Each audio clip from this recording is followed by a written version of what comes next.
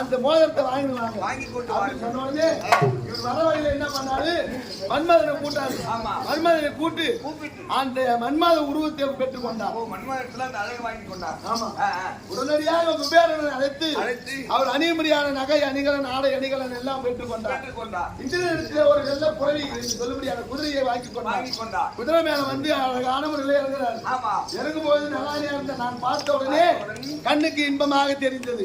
அவர் வந்து என் இடத்துல கேட்ட உடனே எனக்கும் மறுப்பு சொல்றதுக்கு வழி இல்லை. சம்மதம் அப்படி என்று தெரிவித்த உடனே அப்படி என்றாலும் ஒரு கனையாளி குடு என்று கேட்ட உடனே கனையாளி கைத்தி கொடுத்துட்டேன்.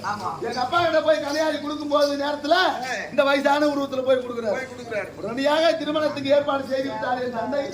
மனவர மேடையிலே இவர் உட்கார்ந்து இருக்கிறார் மௌக்கல்யர். அவர் உண்மையான உருவத்தோடு அந்த முனிவர் உருவத்துல உட்கார்ந்து ராஜிமார்களை அழைத்துக் கொண்டு நான் மனவருக்கு மேடைக்கு போகும்போது, அம்மா இது யாருடி, இது நான் பார்த்த மாப்பிள்ளை இவரு கிடையாது, யாரோ வயசான தாத்தா மாதிரி இருக்கிறாரு, இவரு நான் பார்க்கல அப்பா அப்படின்னு சொன்ன உடனே என் மேல கோவப்படுறாரு. பொய்யான உருவத்தை அடுத்தவங்கிட்ட கடன் வாங்கி கொண்டு வந்தேன், அப்பொழுது உனக்கு என்னை பிடித்திருந்தது, இப்ப உண்மையான உருவத்துல உட்கார்ந்து இருக்கும் போது என்ன பிடிக்கலன்னு சொல்லி இவ்வளவு பேர் எதுக்கு என்ன அசிங்கப்படுத்துறியா, என்ன அபிமானப்படுத்துறீங்க அப்படி என்று என் மீது கோபம் கொண்டா. அந்த நேரத்துல நான் ஒன்றை உணர்ந்து, ஒரு பெண்ணா பிறந்துவிட்டோமே ஆனால் நாம் ஆசைப்படுறது நமக்கு கிடைக்கலன்னா நமக்கு கிடைக்கிற வாழ்க்கையை வைத்து நாம் குடும்பம் செய்வதற்கு கற்றுக்கொள்ள வேண்டும். உடனடியாக அவரை மறந்த உடனே கானகத்துக்கு சென்றார். கானகத்துக்கு போன உடனே தினந்தோறும் அல்லும் பகலும் 60 நாளைக்கும் உளுக்கி கிராரி மலரும் ஜலமும் கொண்டு வந்து கொடுப்பது பழக்கம் இப்படியாக இருந்தது. ஓர் தினத்திலே குளித்து சாரமான முடித்து அந்த மலரை கொண்டு வந்து சிவபூஜைக்கு வைக்கின்ற பொழுது கூடுதலாக வந்தது அந்த மலர் மீது பட்ட உடனே பாவம் வந்து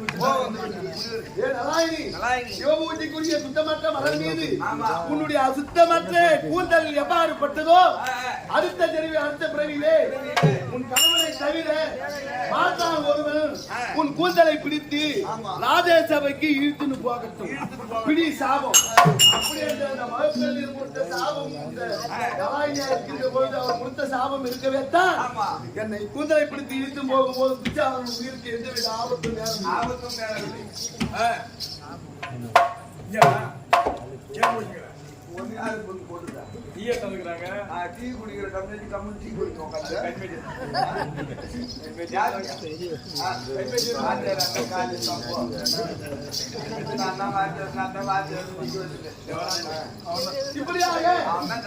சாபத்தை கொடுத்தான். அந்த சாபத்தை பெற்று ஒரு சில காலம் இருந்த உடனே ஒரு நாள் தினத்திலே நந்தவனத்தில் மலர் எடுத்துக்கொண்டு இருக்கின்ற பொழுது ஒரு நாள் தினத்தில் அந்த மகக்கண்ணீர் அவருடைய உருவத்தை மாற்றி வேலை ஒரு ஆடவரை போல உருவத்தை மாற்றி வருகின்றார். அந்த இடத்துல போய் வந்து அம்மா நலாயினி, நாங்கள் எத்தனையோ அழகு பொறிஞ்ச ஆடவர்கள் எல்லாம் ஒன்றை வந்து பெண் கேட்டோம், எங்களை எல்லாம் ஆனான்னு சொல்லிட்டு கேவலம் ஒரு வயசான கேவல கல்யாணம் செய்து இந்த காட்டுல கஷ்டப்பட்டு நடத்திய ஒண்ணு கனவு இல்லையா அப்படி கேட்கும்போது எங்க கூட வந்துரு, இப்போ ஒண்ணு கேட்டு போகலாம், நான் கல்யாணம் பண்ணிக்கிறேன் என் கூட வந்துரு அப்படின்னு கூப்பிடுறாரு. பாவி பிறர் மனை புகார் அறமேன தகும் என்றார்கள். அடுத்த மனைவி யார் ஒருவன் நினைத்து பார்க்காத குடும்பம் பண்றானோ அவன் தர்மமே செய்ய தேவையா, அதுவே 1000 தர்மம் செய்ய காரணம் இல்லையா. இப்படியாக என் திருமணம் ஆனது என்று தெரிந்தும் என்னை வந்து கூப்பிடுற பாவி சண்டாளம் அப்படின்னு சொன்ன உடனே வலிக்கட்டாயமாக என்னை தொடுவதற்காக ஓடி வந்தார். ஓடி வருகின்ற பொழுது பாவி என்னை நீ தொட்டாயே ஆனால் அந்த கனவே உனக்கு தொழிலோடு பிடிச்சிக்கும் அப்படின்னு நான் சாபத்தை கொடுத்த உடனே நம்ம கொண்டாடி தானே அப்படின்னு அவருக்கு கொஞ்சம் பயம் இல்லாத என்னை வந்து தொட்டாரு. தொட்ட உடனே தொழு நோய் பிடிச்சு போச்சு. வேலை இருந்ததை விட பன்மடங்கு வேலை அதிகமாயிடுச்சு. அந்த தொழு நோய் பிடிச்ச ஆம்பளையான வச்சுக்கொண்டு அந்த கானகத்திலே இருந்து கொண்டே இருக்கின்றேன். அப்படி இருக்கின்ற பொழுது ஒரு நாள் இடத்திலே காணாமல் செல்கிறார். எங்கடா கடவுளே காணமே, இந்த வயசான ஆளு உடம்பு சரியில்லாத ஆளு எங்கடா தண்ணியில கிட்ட வந்து அப்படின்னு தேடிக்கொண்டே இருக்கிறேன். எங்கேயுமே காணோம்.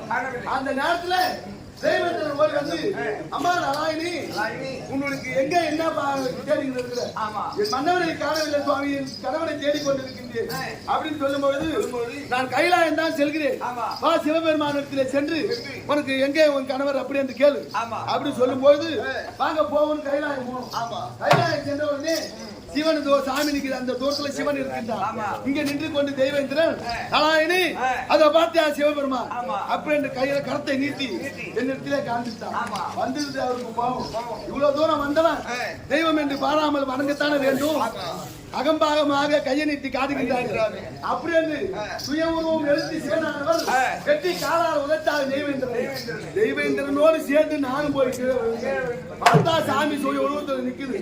கடவுளை நேரா பார்த்த உடனே யார் கண்டாலும் மனசுல ஒரு அச்சம் இருக்கும், ஒரு பயம் இருக்கும். சாமி கோபமா இருக்குது அப்படி என்று சாமியை பார்த்த உடனே தடத்தட என்று பயந்து எழுந்து சாமி பதிந்தேகி பதிந்தேகி பதிந்தேகி அப்படி என்று 5 முறை கேட்டேன்.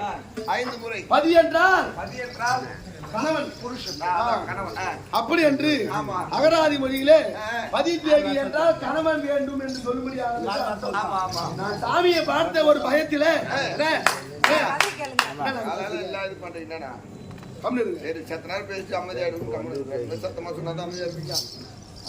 அப்படி அந்த பயத்துல பதித்தேகி என்று 5 முறை கேட்ட உடனே சிவனானவர் என்ன தெரிவித்தார்? அம்மா நாராயணி 5 முறை கணவன் வேண்டும் அப்படி என்று கேட்டாயோ அடுத்த ஜென்மத்திலே உனக்கு 5 புருஷாக்கள் அமைவார்கள் பிடி வரம் அப்படி என்று சிவபெருமான் கொடுத்தார். அந்த காரணம் எனக்கு இருப்பதற்காகவே வியாச பெருமான் ஓடி வந்து இதையெல்லாம் என் தந்தை பாஞ்சால மன்னனிடத்தை சொல்ல அதன் பிற்பாடு இவர் ராஜாக்களை மாலை தரித்து வாழ்ந்து கொண்டு இருக்கின்ற பொழுது ராஜதுயாகத்திலே போராம கொண்ட துரியோதனன் அத்திமான நேரத்தில் ஒரு மண்டபத்தை ஏற்படுத்தி இதையெல்லாம் பார்ப்பதற்கு பாண்டவர்கள் வர வேண்டும் அப்படி என்று தெரிவித்தார். உன் மனதிலே ஒரு போராமை வைத்துக் கொண்டிருக்கின்றார். என்ன ராஜதுயாகத்துக்கு வந்தானே அப்படி வருகின்ற பொழுது ஒரு மண்டபம் ஆயர்படி இடித்து கீழே விழுந்து அந்த ஆடவனை பார்த்து பொம்பளை சிரிச்சா போச்சு புகையில சிரிச்சா போச்சுன்னு சொல்லுவாங்களே, எனக்கு வந்த பழமொழிதான்.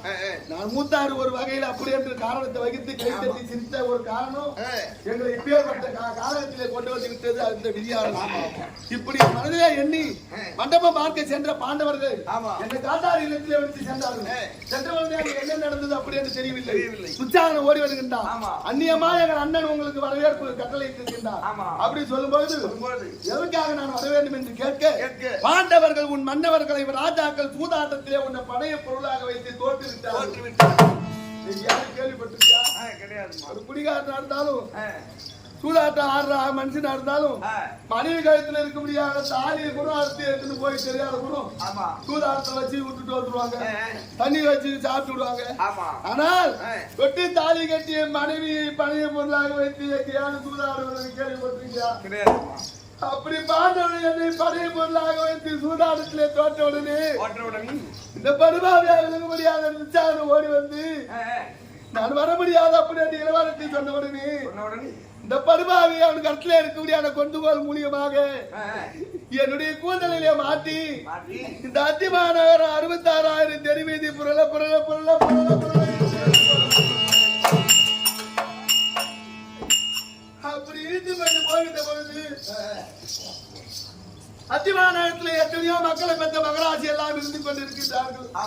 அம்மா நீங்களா இருக்கின்ற இத்தனை தாய்மார்கள் இருந்தும் இந்த படுபாவி என்னை பேர்பட்ட அநியாயம் செய்கின்றாரே ஒரு பெண் என்று பாராமல் என்னை இந்த அத்திமாநகர் 66,000 தெருவிலையும் கல்லிலையும் போறாரு.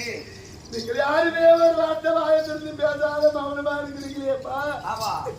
உடனடியாக என்னை கொண்டு போய் ராஜசபையில விடுத்தார். கிருபாச்சாரி அசோத்தாமன் கிருதவர்கள் குரு பீடங்கள் எல்லாம் அமர்ந்திருந்தார்கள். 886 வயது பிடித்த கங்கையின் மைந்தனாக பீட்மாச்சாரி காலில் இந்த குரு வம்சத்துக்கு மூத்த மருமகன் வாழ்த்த பார்த்தாரு. இந்த அத்திமய நகரத்துக்கு மூத்த குலமகன் நல்ல வாழ்த்த பார்த்தாரு. என்னை கொண்டு வந்து இந்த மாதிரி அநியாயம் செய்கின்றார்களே, நீங்கள் குருபெரியோரில் இருந்து இல்லையா பலன்? நீங்களா பெண்கள் வயிற்றுல பிறக்கலையா? நீங்களா பெஞ்சாதி வயிற்று வாழலையா சுவாமி? அப்படி என்று அவரின் காலை பிடித்துக் கொண்டு கத்திரன் கதறன. வாயிருந்து ஊமையாக கண்ணிருந்து குருடாக காதலித்து செவிடாக யாரேனும் ஒரு வார்த்தை வாயை திறந்து பேசவில்லை. பார்த்தான் துரியோதனன். தம்பி துச்சாதனா, அந்த வேல் தான் இருக்கும்படியான அந்த திரௌபதியை கொண்டு வந்து என்னுடைய வாழ்ந்த தொழில் அமர்த்தலா என்று தெரிவித்தான். கேவலம் உங்க தொழில நானாட வந்து அமர்வது ஏ படுபாவி துரியோதனா, நாயிருக்கு நரகா உந்துடையில் உன் தொழில் எங்கன்னா தெருவில் ஓடுப்பான் அந்த நாய் தாண்டா உன் தொழில வந்து உட்காரும். என்ன வந்து உட்கார சொல்றியே? நாயிருக்கு நரகா உந்துடையில் உன் தாய் காந்தாரி துர்ச்சனையா உன் தங்கை உனக்கு தாரமா? உங்க அம்மா காந்தாரி இருக்கிற அவளும் ஒரு பொம்பளை தானே, அவளை கூட அந்த உட்கார வச்சுக்கோ. உன் தங்கை இருக்கின்றாலே துர்ச்சனை, அவளும் ஒரு பெண்ணு தானே, அவளை கூட்டாந்து உட்கார வச்சுக்கோ. கடைபிடிவு காலத்தில் என்னை அமர சொல்லி செல்கின்றாய் அந்த வலது துறையிலே இருக்கும் மலகரியா உன்னை பிணமா ஆக்கி வானடியை கூந்தல் முடித்திடுவேனே. எப்பொழுது உன்னுடைய வலது துறையிலே என் அமர சொல்லி சொன்னாயோ எதிர்காலத்தில் என் மதியா விளங்கக்கூடிய விமாசி கட்டில இருக்கக்கூடிய கதையினாலே அந்த வலது துறையை கட்டாயம் ஒடிக்க சொல்வேன். அப்படி ஒடித்து அது மறுபடியாக உதிரத்தை என் கூந்தலுக்கு எண்ணெயாக நான் தடவுவேன். அப்படி என்று சொன்ன உடனே உடனடியாக பாவம் வந்த அந்த துரியோதனன், தம்பி அவள் 60 ஏற்று அவள் அறிந்திருக்கக்கூடிய ஆடையை எடு, அந்த துயிலை கலந்தாண்ட அனைவரும் பார்த்து நகைப்பார்கள் என்று சொல்ல இந்த படுபாவி துச்சாதனன் ஓடி வருகின்றான் என் சேலையை கைவிடுவதற்காக. உடனடியாக ராஜாக்கள் காலில் வீழ்ந்தேன் அவங்களும் யாரேன்னு ஒரு வார்த்தை பேசல. உடனடியாக துரியோதனன் தம்பி இளைய தம்பியாக விளங்கும்படியான விகடன் ஓடி வந்து அதை பாவிடலாம் சண்டாளா, ஒரு தமிழோட பாவியை தாயாக பாவிக்கணும் இல்லையா? நம்ம அம்மா காந்தாரி யாராவது ஒருத்தர் 2 பேர் செய்தா நீங்க பாத்துட்டு சும்மா இருக்கீங்களா? அந்த அம்மா நான் விடுபடியான கண்ணீராக படுத்து அந்த காலத்திலே இந்த அத்திமா நகரத்திலே ரத்தாராக பாயுண்டா அதிலே வீழ்ந்தீங்களா என்று அப்படி என்று தெரிவித்த உடனே குத்தை கருத்துதான் குருணி என்று கழுத்து பிடிச்சு அவர் வெளியே தெரிவித்தார்கள். யாருமே எனக்காக கேட்காத நேரத்திலே எல்லாரும் இல்லையா இருந்தாலும் அந்த ஒரு நிமிடம் எனக்காக கேட்டார் அல்லவா? அடுத்த பிரிவில அவர் மாண்டு மடிந்தாலும் அடுத்த பிரிவில ஒரு புள்ள பூச்சியாக குளிர்ந்த இடத்துல இருக்கும்படியாக வளர்த்து என் துயிலை கலந்த உடனே மரபுமுகான் என்று ஆடியில் வந்த மூலம் யாரோ கோவித்தா அப்படி என் அண்ணனை துதி செய்த உடனே மனோபா இருந்து மாறாத துயிலை தந்து மானத்தை காப்பது செய்தார். உடனடியாக பார்த்தேன், ஏ துரியோதனா, இப்பேற்பட்ட பொதுவில் நிறுத்தி அந்த கூந்தல் செய்த பாவி நாளை வேறுடன் படுகளத்தில் உன் தலைதனை தனிவெற்றி தனிமுறை சாந்திட்டாலும் இலகிய விருத்த கூந்தல் இனினான் கூந்தலை கலத்தி எப்பேற்பட்ட அபிமானம் செய்தீர்களோ என் கூந்தலை எப்போது முடிப்பேன்? கலந்தத்துடைய முடித்து அந்த உதவத்தை எண்ணெயாகவும் பக்கம் 16 சீப்பாகவும் மணி கூடலை பிடிங்கி மல்லிகை மலராகவும் அப்பொழுதுதான் என் கூந்தலை முடிப்பேன். அப்படி என்று நான் சொல்லி சபதம் செய்த உடனே உடனடியாக ஒரு ஆட்டம் ஆடத் தொடங்கினோம். ஒரு ஆட்டம் ஆடத் தொடங்கின உடனே முதல் ஆட்டம் எனக்கு வெற்றியாகும். எது அது திரௌபதி சூதாட்டம் ஆடினால் விட்டதை எல்லாம் பிடித்துக் கொள்வார்கள் பாண்டவர்கள். அப்படி அந்த ஆட்டத்தோடு நிறுத்திவிட்டார். உடனடியாக அந்த ஆட்டத்துக்கு ஆள் மட்டும் மீட்டுக் கொண்டோம். அப்படி மீட்டுக் கொண்டு சூரிய வனத்தில் போகும்பொழுது என் நாட்டிலே இருக்கக்கூடிய பிராமண மக்கள் எல்லாம் எங்கள் பின்தொடர்ந்து வருகின்றார்கள். ஐயா, எங்க கால கொடுமையும் விதியும் துளிப்பதற்காக காலகத்துக்கு நாங்கள் செல்கிறோம். நீங்கள் வருவார், நீங்க வந்து உங்க பாவ சுமையை எங்க முதுகுல ஏத்தாதீங்க அப்படி சொன்ன உடனே, அம்மா இந்த நாட்டிலே இவ்வளவு நாளாக தர்ம தேவதையானது நீங்கள் இருந்தீர்கள். இப்பேற்பட்ட தர்ம தேவதையை நீதி தேவதையை நாட்டை விட்டு காட்டுக்கு போகிறது என்றால் தர்ம தேவதை இல்லாத நாட்டிலே நாங்கள் இருந்து எந்த பலனை அடைய போகின்றோம். அதனால நாங்களும் உங்க கூடவே வந்துடுவோம் அப்படி என்று எங்க கூடவே வந்தார்கள். சூரியமூர்த்தியின் அருளாலே அச்சய பாத்திரத்தை கொண்டு ஒருவரும் அவர்களுக்கு உணவளித்து அவரை மறுபடியும் நாட்டுக்கு போக சொல்லி இப்படி ஒவ்வொரு வனமாக நாங்கள் கடந்து வந்து இப்போது 12வது வனத்திலே நவமி ஆச்சாரி தாத்தாவை பார்த்து இந்த நேரத்திலே என் தமிழாக உங்களுடையான உலகத்துக்கு நமோ நாராயணன் என்னை குர்த்தியாக உருவத்தை மாறி நீங்கள் மற்ற நாட்டுக்கு செல்ல வேண்டும். ஆனால் இந்த மற்ற நாடு சீர சிறப்போடு இருந்தால் மட்டுமே உங்களுக்கு நல்ல பேரும் புகழும் கிடைக்கும் அப்படின்னு சொன்ன உடனே என் அன்னை என் தமிழின் வார்த்தையை கேட்டு அத தங்குவனா